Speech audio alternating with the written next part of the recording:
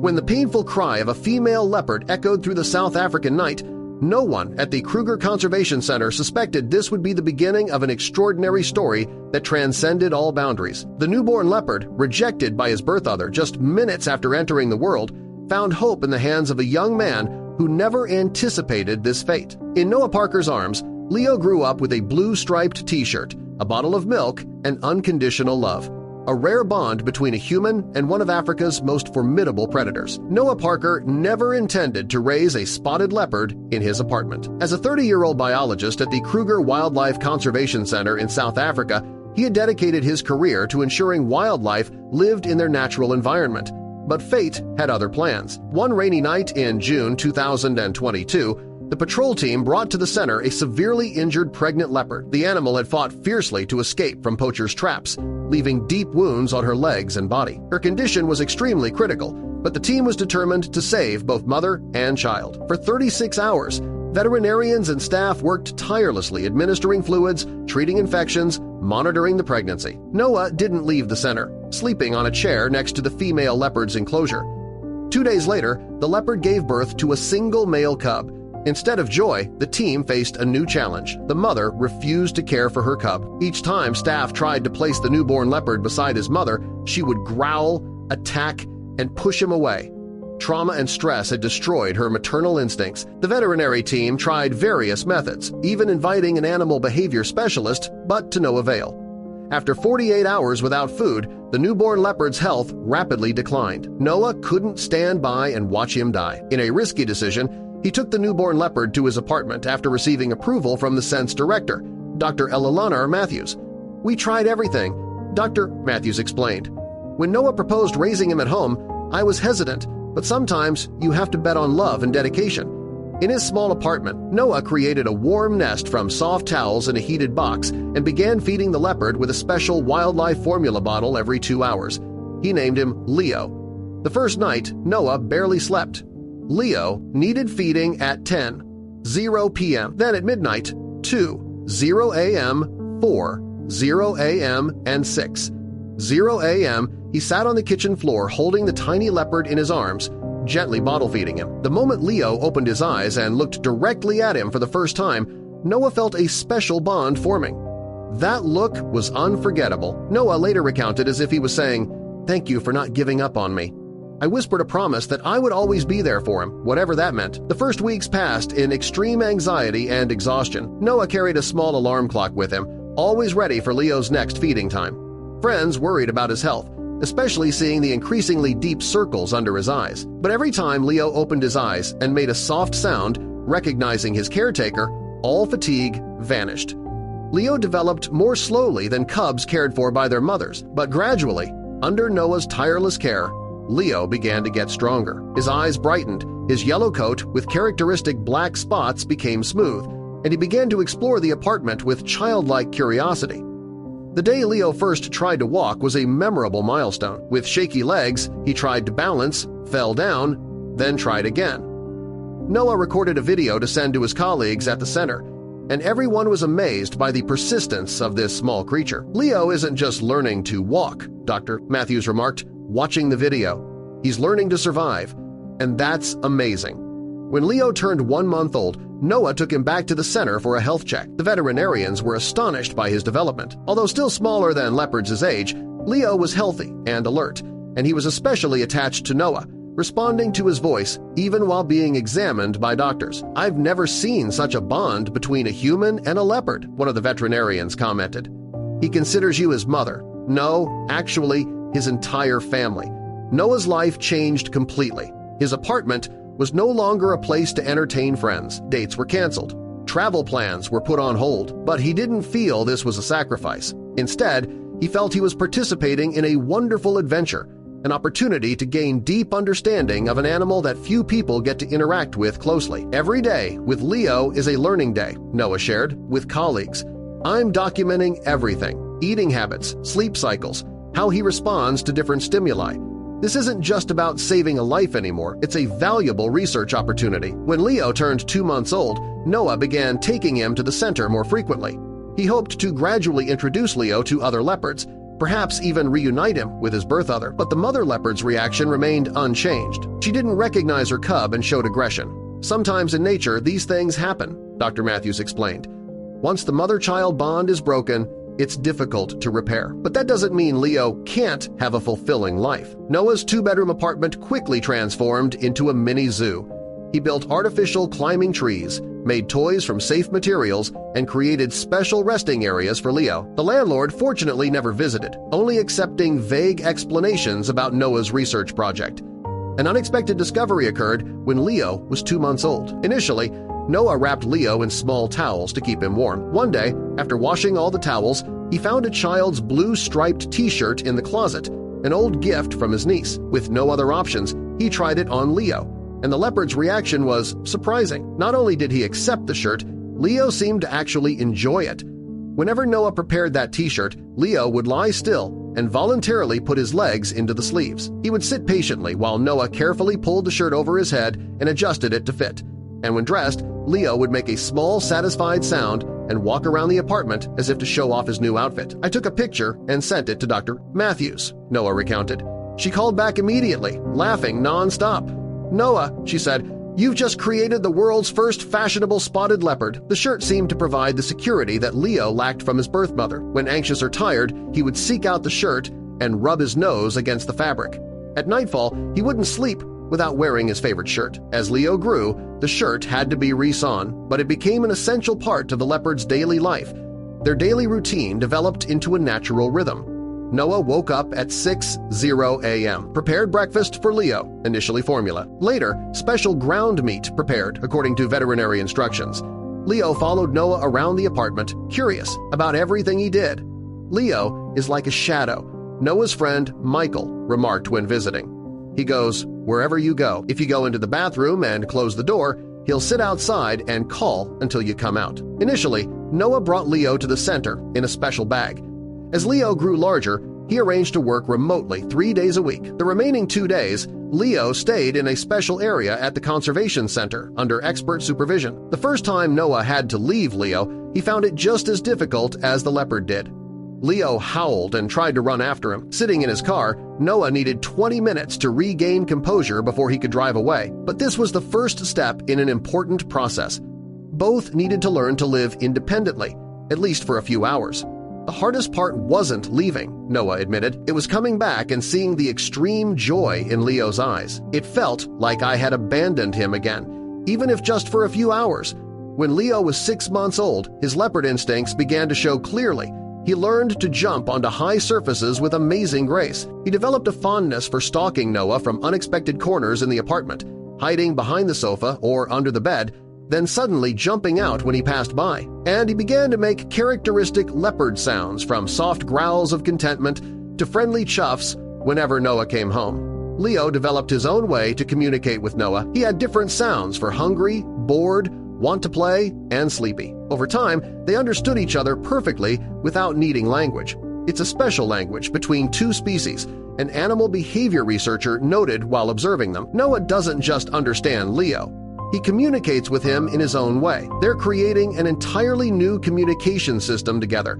Their life was full of memorable and sometimes humorous moments, like when Leo decided to jump into the bathtub while Noah was bathing, surprising them both. Leo stood motionless, looking at the water around him with bewilderment, then decided this was a new game and began splashing water with his paws. Or when he discovered his reflection in the mirror and spent hours trying to catch the leopard in the mirror. Noah placed a small mirror at floor level, and Leo would lie in front of it, occasionally reaching out to touch the reflection with curiosity. Or Leo's first time on the balcony, standing still as a statue when seeing the vast world outside, cars moving below, birds flying by, strange sounds and smells, all new and frightening. Leo backed away, pressing himself against Noah's leg, then slowly, with encouragement, began to explore this new space.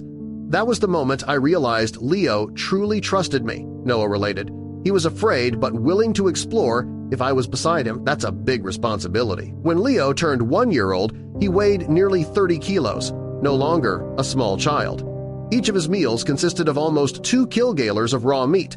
His games required more strength. The apartment began to feel more cramped as Leo developed into a healthy, young, spotted leopard. But surprisingly, Leo still maintained a special gentleness when near Noah. Though he could easily injure him with claws and fangs, Leo always knew how to control his strength during play. He never bit hard during games. He even learned to hug Noah, placing his front paws on his shoulders and nuzzling his head against Noah's neck, a special intimate gesture between them. "That's what makes leopards different, Doctor," Matthews explained while observing Leo at the center.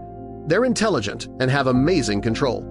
In nature, they're solitary hunters, living independently from an early age. Perhaps that's why Leo adapted well to being raised by Noah. His natural instincts were already prepared for an independent life. Leo entered the second year of his life with wild beauty now fully developed. His muscular body weighed over 65 kilos. His golden coat with black spots gleamed beautifully in the sunlight. His movements became more graceful and powerful each day. Noah's apartment, once Leo's entire world when he was small, now felt too cramped for a wild creature full of vitality. But though his body had matured, Leo's heart still carried strange habits from childhood. Each night he still demanded to wear the blue-striped t-shirt that had been resewn many times. When rain fell, when thunder shook the windows, Leo ran straight to the wardrobe, took the shirt in his mouth, and brought it to Noah, his eyes seemingly begging for protection from the worn old fabric. In the evenings, Leo still tried to sit on Noah's lap, as he did when he was a small cub, seemingly unaware that his massive body could now easily crush his human friend. Happy chuffs still sounded whenever Noah called his name, and his intelligent amber eyes still lit up with unchanged affection. "There's never been a precedent like this," Dr. Matthews whispered while observing Leo during a routine health check. "He lives on the boundary between two worlds, not entirely human, not truly a wild leopard, but perhaps that's the most wonderful thing about it." Noah's first attempts to introduce Leo to his own kind at the conservation center only left both him and the leopard discouraged. Leo shrank back, pressing close to Noah's leg, his whole body trembling. Other leopards also reacted negatively, either avoiding him or showing aggression toward Leo. "His smell's different," an animal behavior expert explained after observing the failed meeting. "He carries the scent of humans, of the apartment, of soap and fabrics. To other leopards, Leo is like an alien creature not belonging to their world." Deep down, Noah knew he couldn't keep Leo in his small apartment forever. A mature leopard needs space to run, to climb, to express natural instincts. But he also knew that releasing Leo into the wild would only lead to certain death. He was too accustomed to safety and comfort with humans. Leo's world wasn't purely wild, nor was it ordinary captivity. He needed a special space, a place where he could still be himself, a spotted leopard who wears a blue-striped t-shirt. With determination and love, Noah sold his car, used all his savings, and borrowed more to buy a 3-acre piece of land near the conservation center. The land had a section of natural forest, large rocks, and a small stream, an ideal environment for a leopard. For 6 months, Noah and volunteers from the center built Leo's transition area. The space was carefully designed, a wild section with tall trees for climbing, flat rocks for sunbathing, and a home section with a roof where there was a familiar sofa, toy basket, and a warm space similar to the apartment. The two sections were naturally connected without fences or barriers. Leo could freely move between the leopard world and the human world. The first day bringing Leo to his new home was emotional. The leopard was confused and anxious, pacing constantly, not daring to leave Noah's side even for a step. Strange smells, new sounds, vast space, all terrified him. He repeatedly ran to the gate as if wanting to return to the familiar apartment. "Perhaps we should stop," a colleague suggested when seeing Leo huddled under a chair, refusing to eat. Maybe he's not ready. But Noah waited patiently. He stayed all day and night, sleeping on the small bed in the home area, still putting the blue-striped t-shirt on Leo every evening as usual. And gradually, the natural curiosity of the leopard awakened in Leo. It began with cautious steps out of the safe area, climbing onto the lowest rock, sniffing unfamiliar plants. Then one day, Noah was reading a book on the sofa when he heard rustling in the trees. He looked up and was amazed to see Leo on the highest treetop, his slender body moving gracefully between branches, his eyes bright with new joy. "That was the moment I knew this decision was right."